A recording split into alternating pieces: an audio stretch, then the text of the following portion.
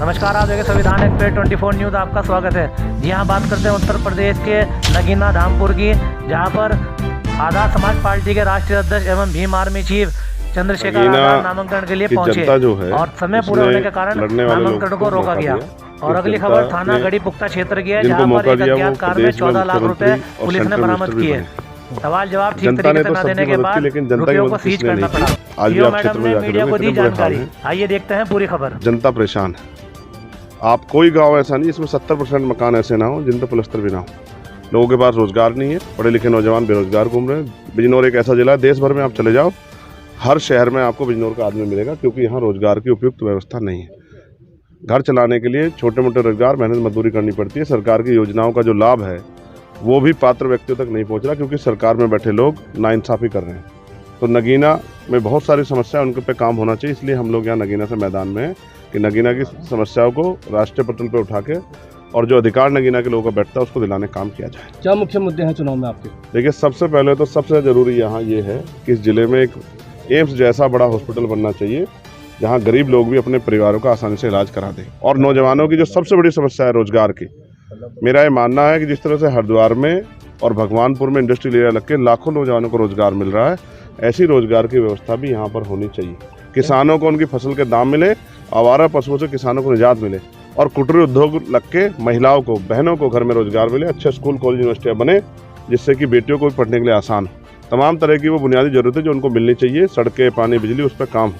आज तो जनता महंगाई कमर तोड़ रही है और आमदनी बढ़ नहीं रही है। जिस तरह से आप देख रहे हैं, पेट्रोल के दाम, खाद्य पदार्थों के दाम, डीजल के दाम, गैस के दाम, बिजली के दाम, तमाम तरह से महंगाई कमर तोड़ रही है। वैसी कोई भी जरूरत की जो चीज़ें हैं उस पर सरकार ने कोई बुनियादी काम नहीं किया। क्या कारण रहा कि आप इंडिया गठबंधन में शामिल नहीं हुए?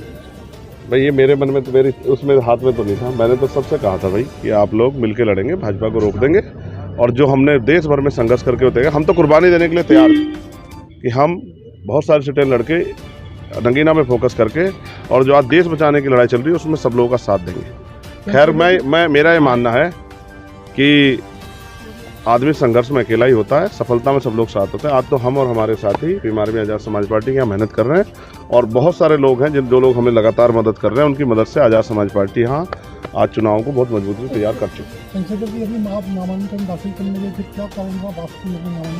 देखिए सर, ऐसा है, हम तो अपनी बहुत सारी इच्छाओं को पूरी करना चाहते हैं, लेकिन वो इच्छा पूरी नहीं होती, क्योंकि अब सरकारी तंत्र आप जानते हैं। तो पहले उन्होंने कहा कि हो जाएगा, बाद में उन्होंने कहा कि आज नहीं होगा, तो हम तो चुपचाप जो है कुछ नहीं, उन्होंने कहा समय पूरा हो गया। हमें ये हम लोगों के साथ तो ये इस तरह के जो खेल हैं बहुत दिनों से चल रहे हैं।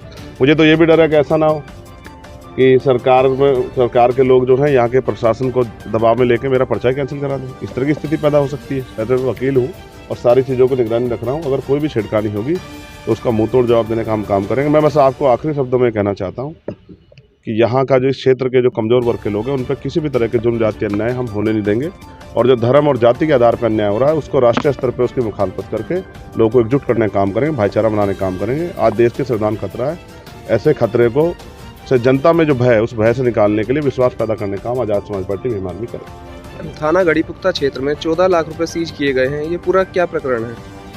जैसा कि आपको पता है कि आचार संहिता लगी हुई है, इसमें जो है हमारी एफएसटी टीम जो है वर्किंग रहती है।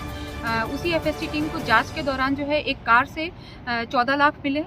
जो कार मालिक था उससे जब पूछताछ करी गई तो उनके पास कोई उसमें लिखित डॉक्यूमेंट नहीं था कि 14 लाख कहां से लाए।